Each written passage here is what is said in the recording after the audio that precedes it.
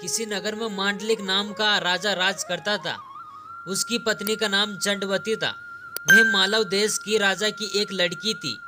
उसके लावण्यवती नाम की एक कन्या थी। जब वे विवाह के योग्य हुई तो राजा के भाई बंधुओं ने उनका राज्य छीन लिया और उसे देश से निकाल दिया। राजा रानी और कन्या को साथ लेकर मालव देश को चल दिया। रात को वे एक वन में ठहरे। पहले दिन चलकर बिलों की नगरी में पहुंचे। राजा ने रानी और बेटी से कहा कि तुम लोग वन में छिप जाओ, नहीं तो भील तुम्हें परेशान करेंगे। वे दोनों वन में चली गई। इसके बाद बिलों ने राजा पर हमला किया। राजा ने मुकाबला किया पर अंत में वह मारा गया। वहां से भील चले गए। उसके जाने पर रानी और उसकी बेटी जंगल से निकलकर आई और राजा को मरा देखकर बड़ी दुखी हुई। वे दोनों शोक करती हुई एक तालाब के किनारे पहुंची।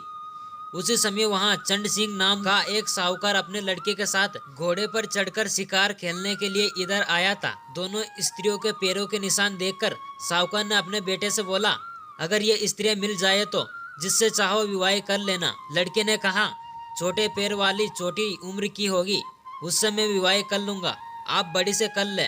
साहूकार विवाह नहीं करना चाहता था पर बेटे के बहुत कहने पर राजी हो गया। थोड़ा आगे बढ़ने पर ही उन्हें दोनों स्त्रियां दिखाई दी।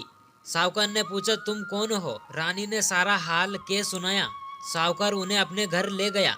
संयोग से रानी के पैर छोटे थे, पुत्री के पैर बड़े, इसलिए साहूकार ने पुत्री से विवाह किया। लड़के ने रानी से हुई और इस तरह पुत्री सास बनी और माँ बेटे की बहू। उन दोनों के आगे चलकर कई संतानें पैदा हुई। इतना कहकर बेताल बोला, राजन बताइए, माँ बेटी के जो बच्चे हुए उनका आपस में क्या रिश्ता हुआ? ये सवाल सुनकर राजा बड़े चक्कर में पड़ा। उसने बहुत सोचा पर जवाब न सूझ पड़ा, इसलिए वे चुपचाप चलता रहा। बेताल ये देखकर बोला, राजन कोई बात नहीं, मैं तुम्हारे धीरज और पराक्रम से खुश हूँ। मैं अब इस मुर्दे से निकलना चाहता हूँ। तुम इसे योगी के पास ले जाओ। जब वे तुम्हें इस मुर्दे को सिर झुकाकर प्रणाम करने को कहे तो तुम कह देना कि पहले आप करके दिखाओ। जब वह सिर झुकाकर बतावे तो तुम उसका सिर काट लेना। उसका बलिदान करके तुम सारी पृथ्वी के राजा बन जाओगे। सिर नहीं काटा तो वे तुम्हारी बलि देकर सिद्धि प्राप्त करेगा। इतना कहकर बेताल चला गया और राजा मुर्दे को लेकर योगी के पास आया।